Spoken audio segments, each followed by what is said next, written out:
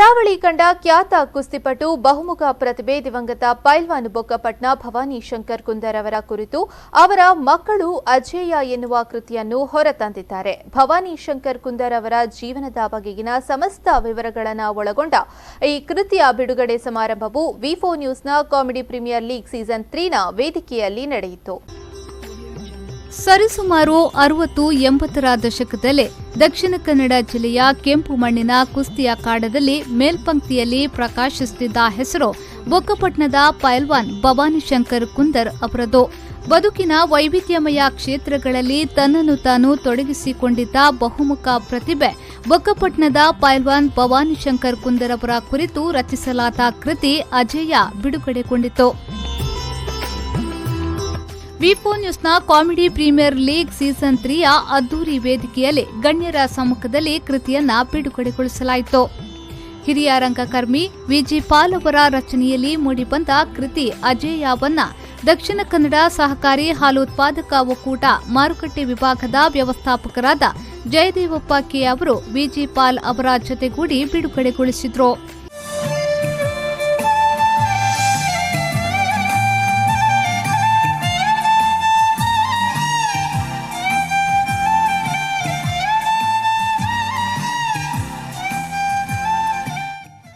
ಈ ಸಂದರ್ಭದಲ್ಲಿ ಮಾತನಾಡಿದ ವಿಜಿ ಪಾಲ್ ಅವರು, ಭವಾನಿ ಶಂಕರ್ ಕುಂದರ್ ಅವರು ತಮ್ಮ ಎಲ್ಲಾ ಕ್ಷೇತ್ರಗಳಲ್ಲೂ ಅಜೇಯರಾಗಿದ್ರು, ಎಲ್ಲರಿಗೂ ಮಾರ್ಗದರ್ಶಕರಾಗಿದ್ರು. ಅವರ ಹೆಸರಿನಲ್ಲಿ ಪುಸ್ತಕವೊಂದನ್ನು ಹೊರತರಬೇಕು ಎನ್ನುವ ಅವರ ಮಕ್ಕಳ ಆಶಯ ಈ ಮೂಲಕ ಈಡೇರಿದೆ ಎಂದು ಹೇಳಿದ್ರು.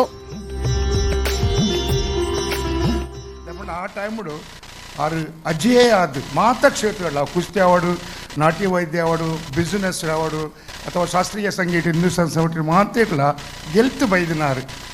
ಆ ಪುಸ್ತಕಕ್ಕೂ ಪುದ್ದಾರಿಂಚಿನ ದೀಪನ ಮನಗನೇ ಕನ್ಫ್ಯೂಸ್ ಆಡ್ ದಾದಾ ದೀಪನು ಸುಮಾರು ಪುದ್ದಾರನ್ನ ಮನಸ್ಸಲ್ಲಿ ಬರ್ತೀನಿ ಕಡೆಗೆ ಲಕ್ಷ್ಮಣ ಬಂಡೆ ಅಜೇಯ ಅಂದು ಪಂಡ ಸೋಲು ಜನ ಜೈಸಂದೇ ಪೋತಿನ ಪುನಃ ಪುದ್ದಾರಲ್ಲ ಒಂದು ದೀಪನ ಪರಿಸ್ಥಿತಿ ಬರ್ತೀನಿ.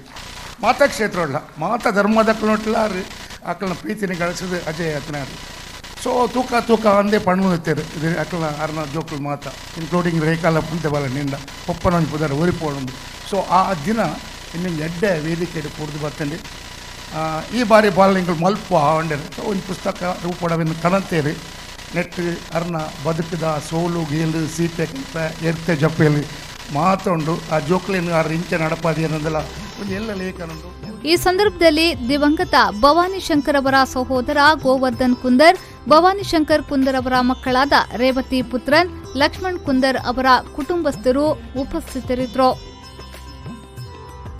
ಬ್ಯೂರೋ ರಿಪೋರ್ಟ್ ವಿ4 ನ್ಯೂಸ್ 24/7 ಮಂಗಳೂರು.